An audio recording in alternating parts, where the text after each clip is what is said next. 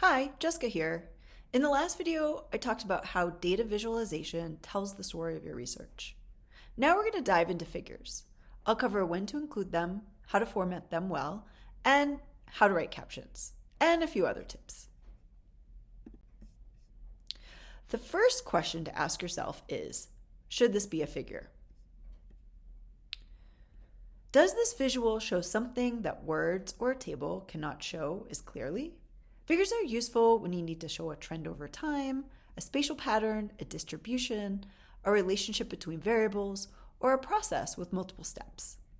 A line graph showing a 20-year decline in urban green space communicates that story in a way that text cannot. On the other hand, exclude a figure when the data it shows could be stated in one or two sentences, such as rates increased from 12% to 18% over 5 years. That doesn't need a graph. Also cut figures that are decorative, redundant with your text, or that you wouldn't directly discuss. A figure you don't interpret in the text is just decoration. It's not evidence. A useful rule is that every figure you include should be cited in the text and should add something the text alone cannot. So how do you choose the right figure? Here's a quick guide. Use bar charts for comparing discrete categories. Use line graphs for change over time. Scatter plots are great for showing relationships between two continuous variables. Maps are great for spatial distribution. Use flow diagrams for processes or frameworks. Use photographs in qualitative and field-based research when the visual evidence of a setting or artifact matters. Generally, avoid pie charts in academic writing because it's difficult for readers to compare the slices accurately. A bar chart almost always communicates the same information more clearly. Now I'm going to talk a little bit about maps because I'm a little bit of a map nerd.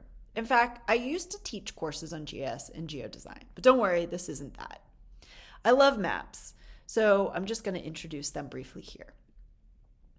While good maps are hard to create, they can be an important inclusion in a journal paper, even beyond showing the research geographic context.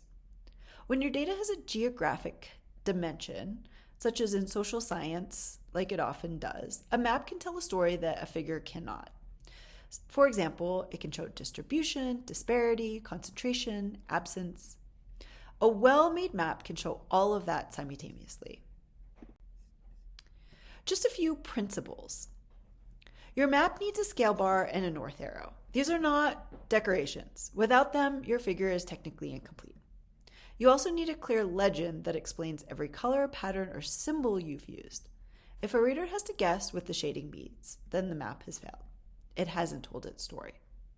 Color choice matters here even more than in other figures. I'll get to that in a second in a little more detail. Choropleth maps, such as here, the ones that shade regions by value, are particularly vulnerable to misleading color scales. A gradient that goes from white to dark blue reads very differently than one that goes from blue to red. Both of them can distort perception of your data if the intervals aren't chosen carefully. One thing worth saying plainly, maps can lie with more conviction than almost any other figure type. The boundaries you choose, the intervals you use, the projection you select, all of it shapes what the reader sees and understands. It's not an argument to avoid using maps, but it's an argument for using them deliberately and for being transparent in your caption about the choices that you've made. Which brings us back to the caption. Your map caption should name the geographic unit of analysis, such as census tract or county or metropolitan area, the time period the data represents, and the data source. If you made any boundary or interval decisions that affect interpretation, you want to note them. A map without context isn't evidence. It's just a picture of a place. So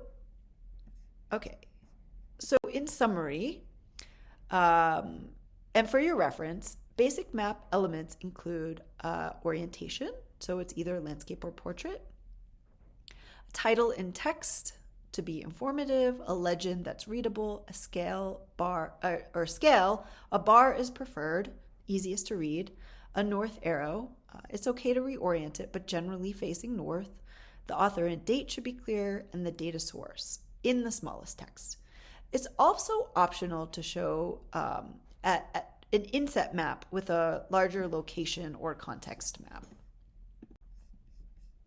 Okay, in the legend, let's talk a little bit about symbolizing your data. Here is a graphic to help you symbolize your data if it represents quantitative data. For cognitive load, generally group into a scale of 5 or no more than 7. So I'll let you pause here if you want to look at this in a little bit more detail. In a legend, there could also be qualitative data represented. So here's a graphic to help you symbolize your data if it represents qualitative data. I'll let you pause here to look through, but basically you want to show difference. Rather than showing a gradient, such as with quantitative data, qualitative data is discrete, and so different colors represent different discrete data points or variables. Just a few more things. Once you've created your map, you want to look at hierarchy to improve the readability. Are you highlighting the most important data? Is it clear and easy to spot? Also include important reference points such as cities, rivers, or buildings. Or think about who is the audience. You might even consider a series of maps to show change or reference points. But be careful not to overload your map or maps. What is needed to orient the reader? For a context map, you might include other features such as roads, topography, but ask yourself, what can be simplified? Does anything need to be exaggerated? What is the least amount of information that's required without omitting key information? Again, what can be omitted and still tell the same story, still make the same point? All right, there are a variety of other graphic figures that you might want to include, such as photographs or diagrams. Check the format requirements for your journal that you plan to submit to, because they will have requirements, and also note any guidelines for file sizes and formatting. Keep it simple. Limit color if not black and white. You want to consider visual accessibility. You also want to gain permission to use others' images. You can check out the Copyright Clearance Center to see if the graphic that you want to use just needs a citation or requires payment for licensing reuse. Photographs of people that are identifiable must have a permission waiver from the person or guardian. Not all reviewers will flag this if you don't have it, but that may be just because they are unaware of the ethical rules. But please make sure that you have that. And then be aware of copyright transfer to the publisher if you publish your own images. So I had a case where I had already published an image in a paper and I wanted to use it in another paper. And I went and looked it up, and I would have been required to pay a fee to the original publisher. And so I made the decision not to use that graphic and to use a different one. All right, let's talk a little bit about formatting standards, specifically related to accessibility and color. A lot of publications are now available online, so they're in full color, and you want to be intentional. Use color to encode meaning, not for decoration. Remember, you're telling a story, you're trying to convey a point. Always check that your figure is readable at grayscale in any case, since many journals do still print in black and white. However, keep in mind that it is becoming the norm to use colorblind accessible palettes. Tools like Color Brewer are excellent for this and are increasingly expected in peer review work. Designing for accessibility isn't just ethical practice anymore, it's really becoming the standard. Okay, writing captions for your figures. This is where most authors fall short. A weak caption says, Figure 1, survey results. A strong caption does more than that. It makes a clear and important point. Your caption should do 3 things. First, it should identify what the figure shows, the what, who, when, and where of the data. Second, you should note the data source if it's not your original data. Third, briefly orient the reader to what they should notice, the key finding or pattern the figure illustrates. What's the point? What do you want your readers to know? Okay, so here's an example. Figure 2, percentage of respondents reporting food insecurity by neighborhood income quintile, Chicago metropolitan area 2019. Data from the Chicago Health Survey, rates are highest in the lowest income quintile and decline sharply through the third quintile before leveling off.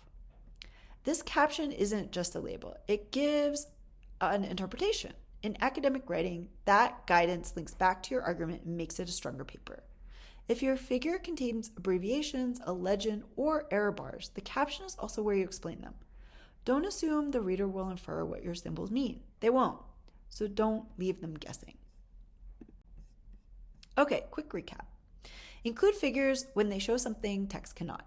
Choose the type that matches your data, format carefully for consistency and accessibility, and write captions that interpret, not just label.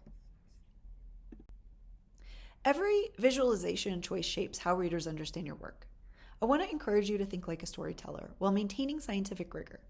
Check out 2 more videos in this mini-series where I talk about visualization and journal papers generally, and the other where I talk about tables. This video complements Draft It, the essential 10-week workshop, a self-paced tutorial to draft your journal paper from abstract to conclusion. Draft It covers topics including how to structure your journal paper, articulating your core argument, writing and refining your introduction and literature review, basic contents and organization, concluding and finishing. It includes but goes beyond the standard IMRAD content. Remember, IMRAD is the acronym for the standard journal selections that include introduction, methods, results, and discussion. Draft It helps you tackle the 2 most fundamental, essential, critical elements of what elevator research report into a publishable journal paper: a clearly articulated core argument and the structure that supports your entire paper. So if you're ready to publish it, register for Draft It. Register for the self-paced course and you'll have unlimited access so you can start anytime, now, next month, or next year. Find the link in my bio. Thank you for watching this video. Check out my other videos on publishing your research in a peer-reviewed journal paper. Be sure to subscribe as I upload new content monthly.